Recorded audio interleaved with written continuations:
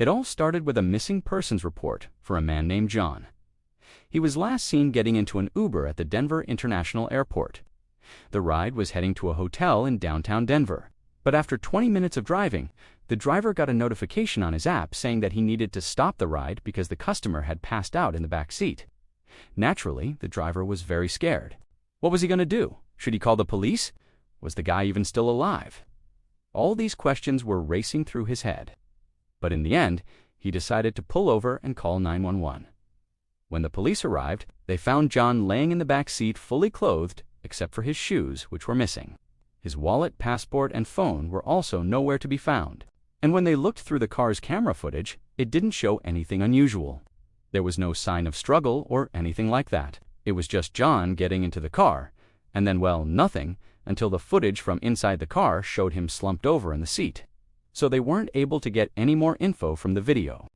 They did, however, find some blood in the car, but it was only a tiny amount, and it wasn't John's. So the police were completely baffled by this case. But what's really creepy about this is that John was never at the airport. Security footage clearly shows him walking through the terminal. He was even caught on camera getting onto the escalator. But when the police checked the security footage from the escalator, there was no sign of him coming down, like he just vanished into thin air. And not only that, but when the police checked the manifest for the escalator, it showed that no one had gotten off the escalator at that time. He literally disappeared. The police eventually did find out where John's body ended up, but they still have no idea how he got there. 4 days after he went missing, a hiker came across a body in a remote area of Rocky Mountain National Park. It was John, but as you might expect, by that point, the body was already badly decomposed, so it took a while to figure out exactly what had happened to him. Eventually, the coroner ruled that John had died from blunt force trauma to the head. But the weird thing was that they could unfind any trace of the impact that caused his death. It wasn't like he'd been hit by a car or something. There was no evidence of that.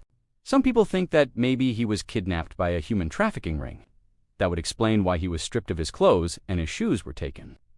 But if that was the case, why was he left in the middle of a national park, and how did he die? Others believe that John may have stumbled out of the airport and then gotten lost in the wilderness. Maybe he tried to hike to the national park, but he got lost and died on the way. But if that was the case, why was his body found so far away from any hiking trails? It was like whoever or whatever killed John purposely dumped his body in that spot. Let me know in the comments.